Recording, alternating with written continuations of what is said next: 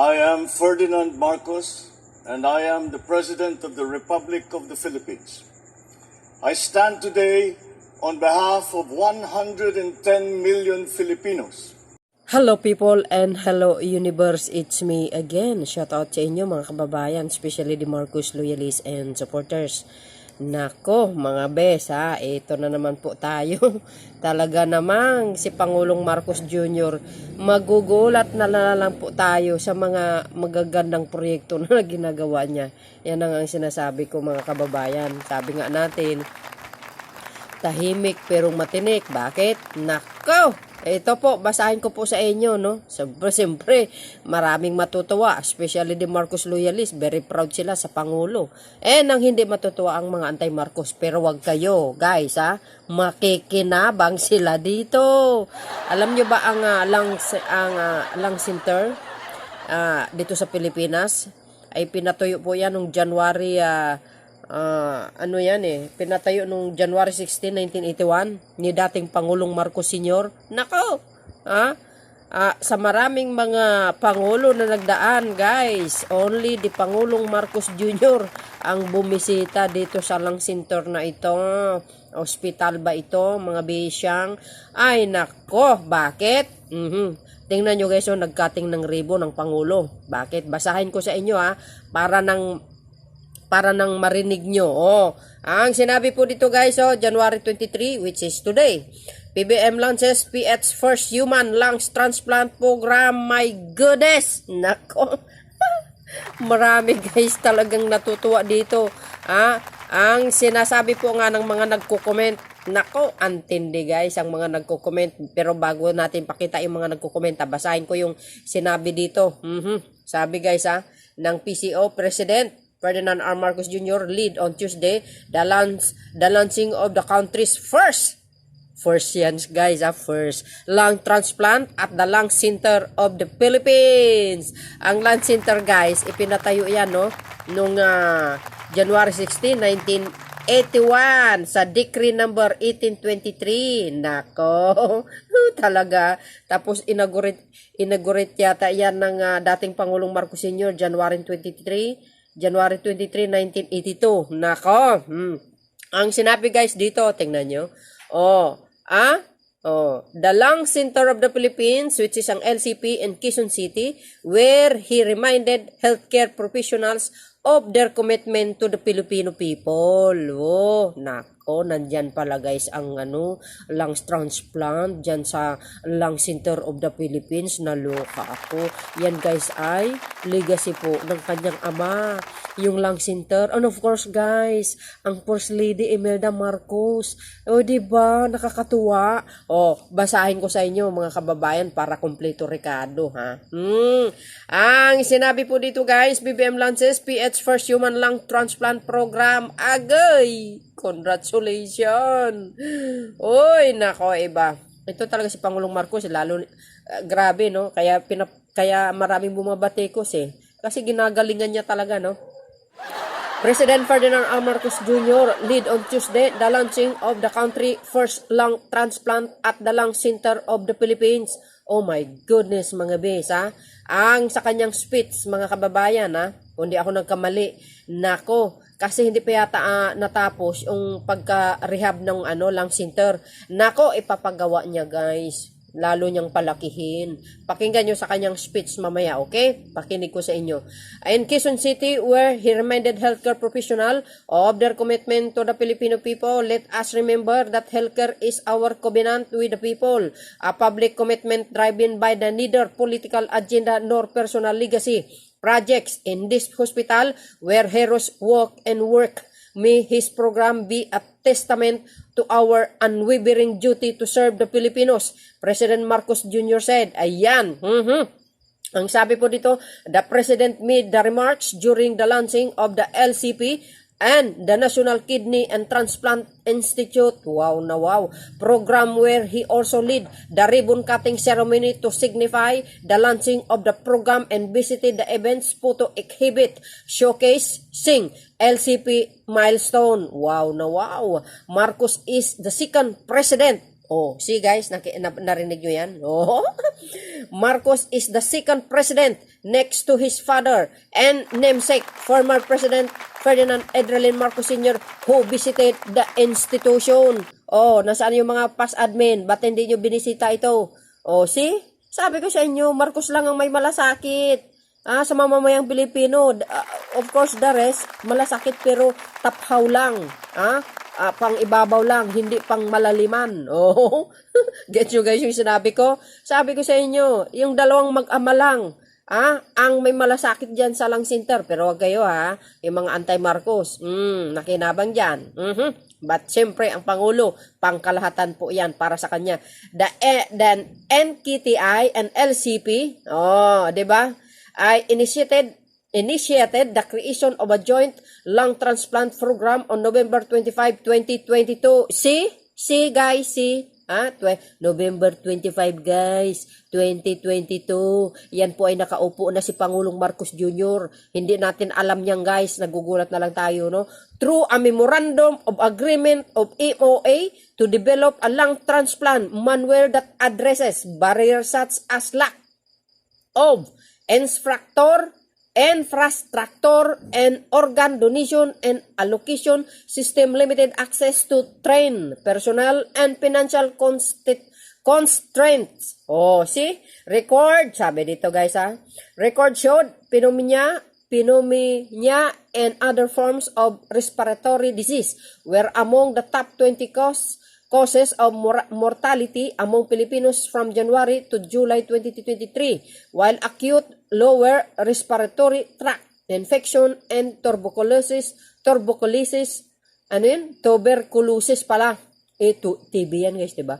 Also remain among the top causes of illness in the country. As a part of the program, the LCP has been improving its infrastructure capacity, which includes the renovation of its post and an anesthesia care unit worth of 4.2 million and surgical intensive care unit amounting to 1.8 million, which will be funded through the 2024 General Appropriation Act and private sector donation. Ay, congratulations mga besyang. Yan naman ang sinasabi natin. In his speech, President Marcos Jr. extended his gratitude to the National Kidney, NKTI, and the LCP for unwavering commitment to the healthcare system of the Philippines and to the peoples, especially during those trying times when the country was hit by a COVID-19 pandemic. Oh yes, tama yan.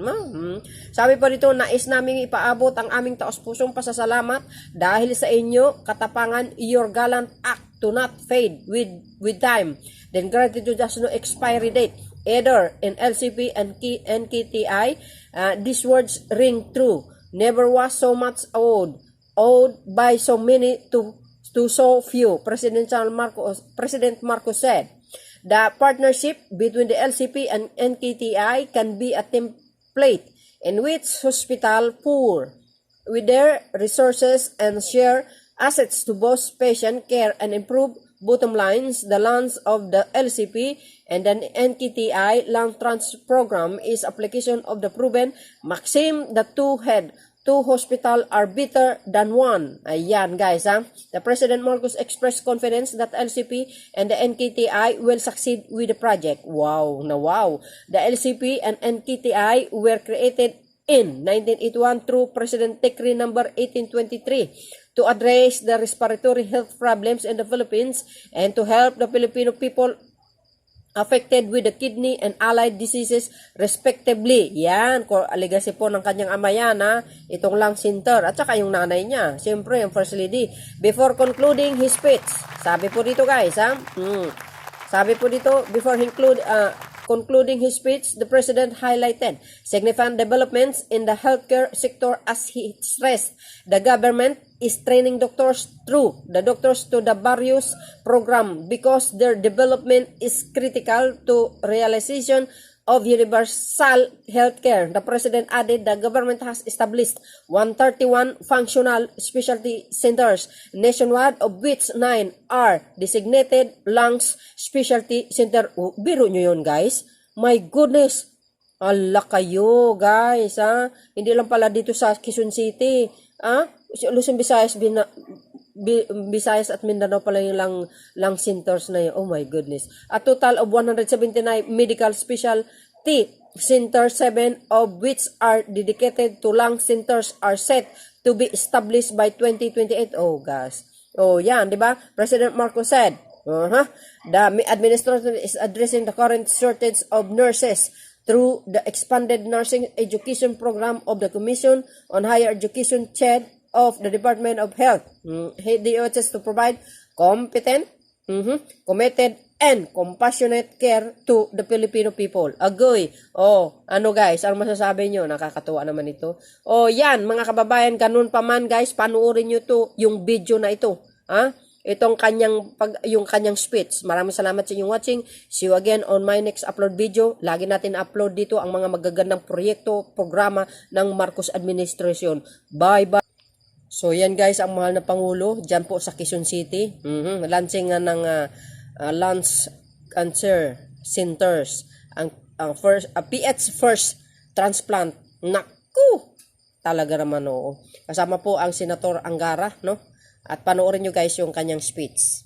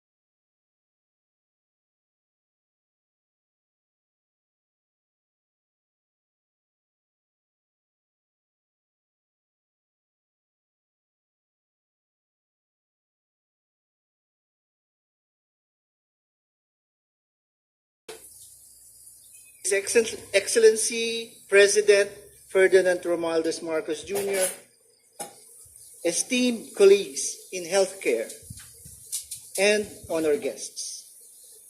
Today, as we gather at the Lung Center of the Philippines, we not only celebrate a rich history, but also embrace a future filled with promise and potential. 42 years ago, under the visionary leadership of President Ferdinand E. Marcos Sr.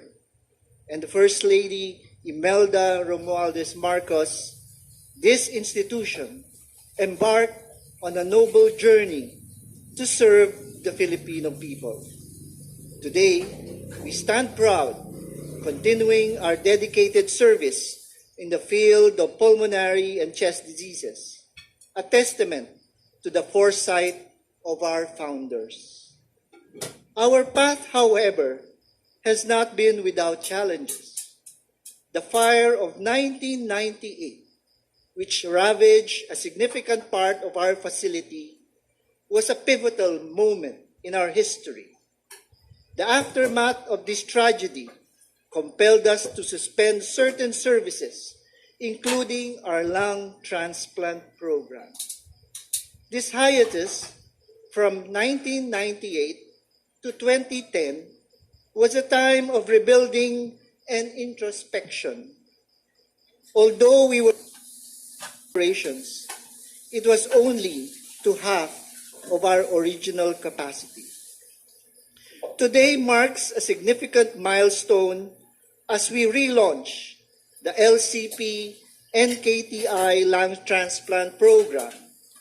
This initiative, envisioned over 3 decades ago, is now ready to be a beacon of hope and healing.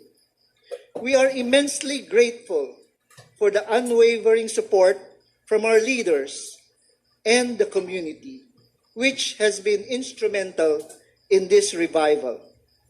As we look forward, we recognize the need for continuous growth and improvement.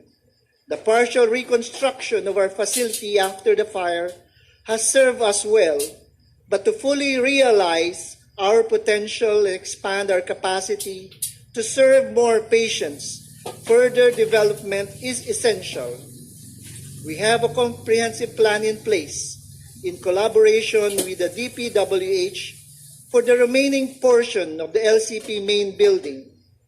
While present this vision of LCP version 2.0 with optimism, it is with a subtle hope that this dream will materialize, enhancing our ability to provide world-class healthcare.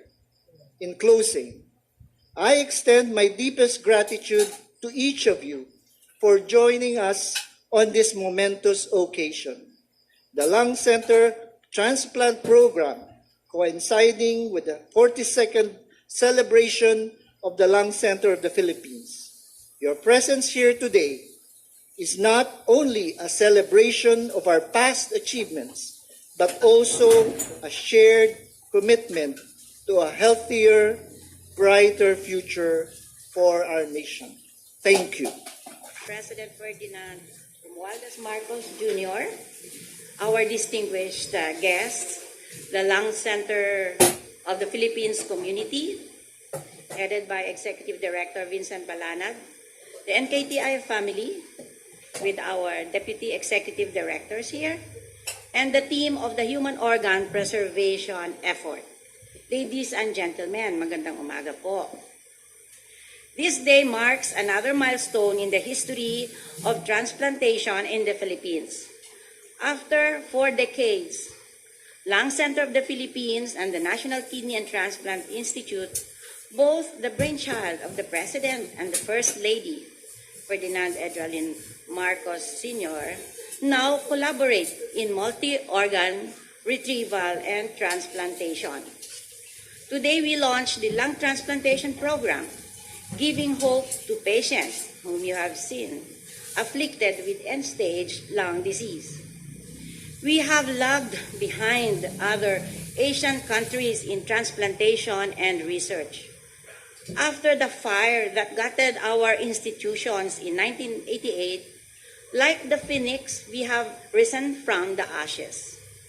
Today, as partners, we shall push the frontiers of transplantation in the Philippines. We have trained surgeons and specialists in this field. Recently, we had actual multi-organ retrievals from deceased or brain-dead donors whose families consented, even when there were still no recipients at the start of the lung transplant program. They are our modern heroes who have contributed in the name of science to hone your surgical skills. Likewise, we have the cold cadavers who are our silent mentors in the workshops held with the Philippine Society for Transplant Surgeons together with the Lung Center of the Philippines and the Philippine Heart Center.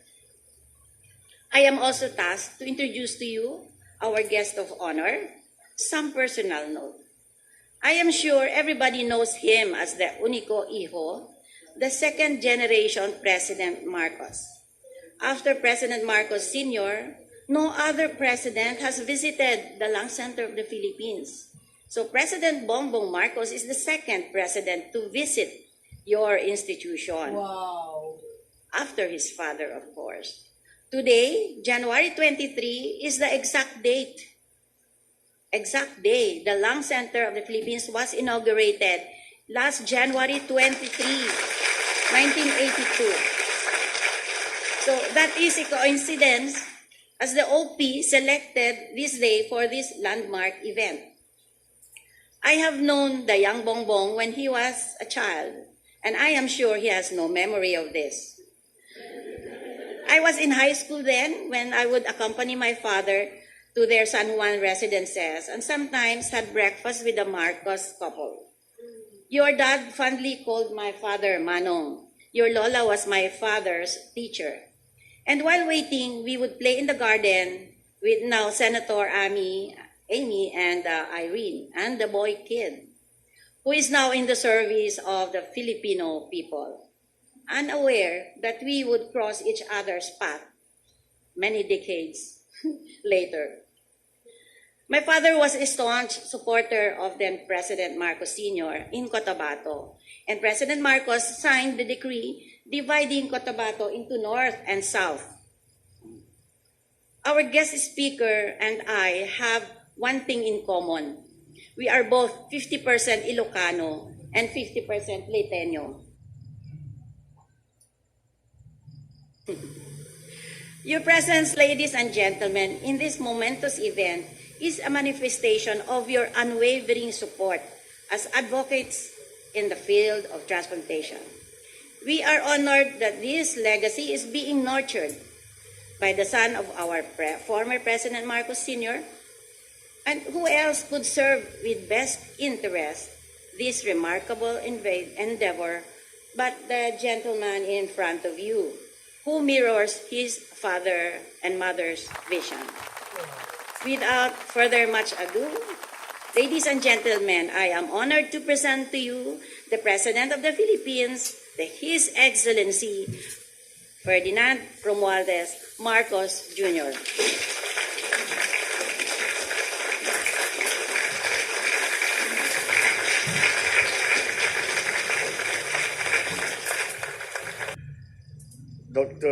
Maraming salamat, Dr. Dr. Rosemary Rosette Liquete, who is not only the Executive Director of the NKT Institute, but apparently is a former playmate of mine in San Juan. I didn't know that, and you weren't telling me until you got up on the stage. But that is a remarkable coincidence, and how we have found ourselves here today in the same place, doing the same things that my parents did, and furthering the services of our medical our medical healthcare professionals. Dr. Vincent Balanag, the Executive Director of the Lung Center of the Philippines. Dr. Edmund Villaroman, who Chairperson LCP NKTI Lung Transplant Program. Senator Sani Angara, who we owe very much to. He has done some very good work in supporting the establishment of this Lung Transplant Institute and Center.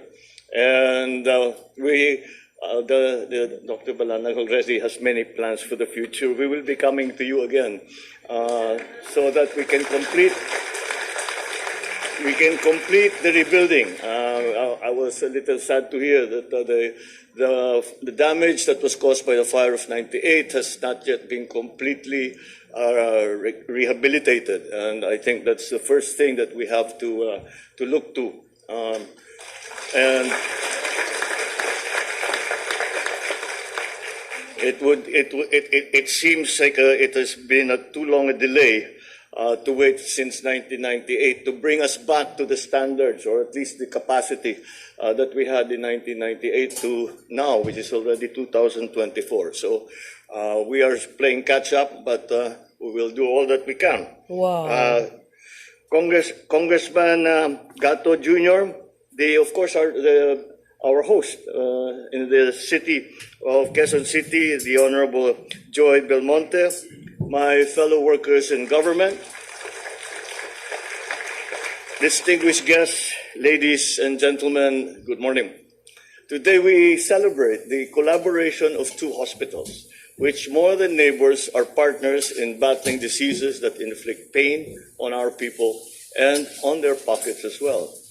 They also share one significant trait, and that is courage, in full display when COVID-19 was on a rampage. The trenches, where frontliners in white coats made their defiant stand, run through these two hospitals. You saved many, many, many lives. If there is one postcard of grit which captured your stubborn resistance, it was that of the lung center personnel, fashioning PPEs out of garbage bags in the very beginning when we could not get enough of these PPEs, when the influx of patients overran all our supplies, as we were unprepared for such a plague that to befall our country. And when I saw that picture captioned with a call, "Laban lang," ito yata ang fighting slogan nyo, "Laban lang." I found myself catching my breath, what breath I could catch, because I was suffering from COVID myself and was still trying to recover. It was unfortunate because it's the first time in my life that I go to the doctor and I ask them what's happening to me, and the doctors would tell me, "We are not quite sure." And the next question, of course, is how do I get better? And the answer also is, well, we'll try everything, but we're not quite sure yet. Of course, we have grown. It has improved greatly since then. And that is something, then that is why the lung center, having been a long-time asthma and allergy sufferer, has been something that I can understand and sympathize with very, very closely. Nais namin ipaabot ang aming taus-pusong pasasalamat dahil sa inyong katapangan. Your gallant acts do not fade with time. Then gratitude has no expiry date either. In LCP and NKTI, these words ring true. Never was so much owed by so many to so few. While the pandemic is over, the diseases which prompted the establishment of the LCP still remain, and in increasing numbers.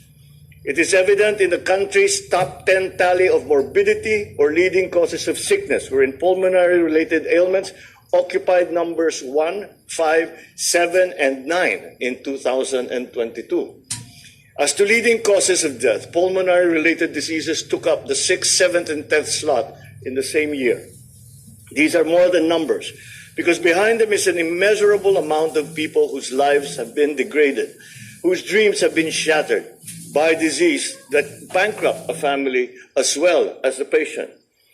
The partnership between LCP and NKTI can be a template in which hospitals pool their resources and share assets to boost patient care and improve bottom lines. The launch of the LCP and NKTI lung transplant program is an application of the proven maxim that two heads, two hospitals, are better than one. This creates the infrastructure for lung transplants in the country, with the first one to be done within 2024. I wish you Godspeed in this endeavor. I know you will succeed because you are torchbearers of the tradition of bold and brave initiatives upon which medicine has advanced and diseases have retreated. It is the same grand vision which prompted the establishment of the LCP and the NKTI and the Heart Center during an era when great things were not only dreamed of, but developed. Build Better More is of the same ethos, which should animate us today to march forward instead of just running in place. We should stop being content with the piecemeal or belittle big dreams as too ambitious, too difficult, but instead embrace the if we want to leave a better world than we found it. We will begin by learning from the rich trove of lessons that the pandemic has left us.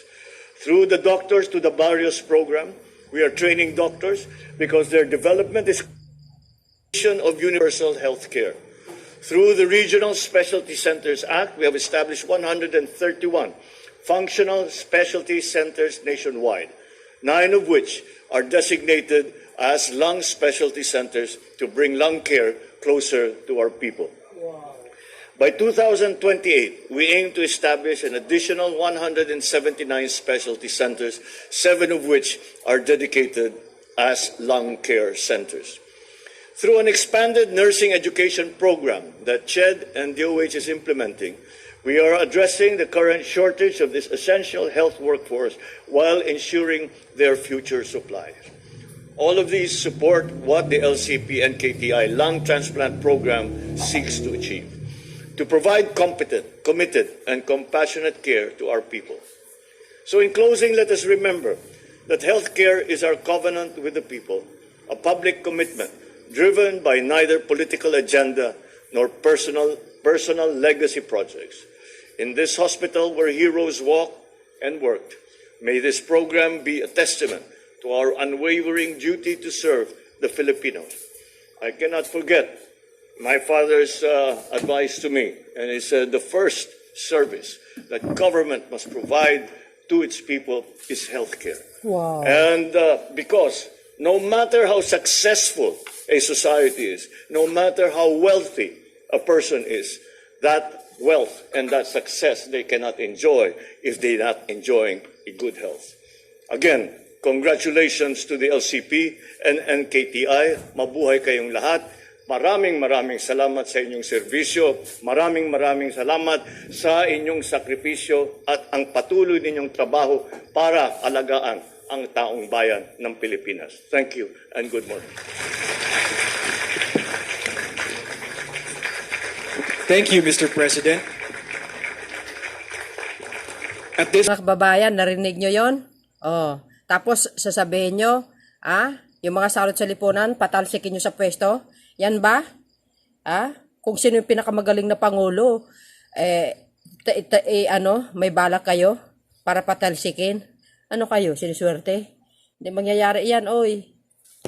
Biro nyo yan sa mga nagawa niya. Hindi natin nalalaman. Sa kayo makakitang ganyan, klaseng pangulo na pakagaling. So yun guys, ako'y saludo talaga dito sa Pangulong Marcos Jr. Like father, like son nga talaga, oo. See? What I see? Oh, di ba? Pangalawang pangulo lang. 42 years. Biro nyo yun?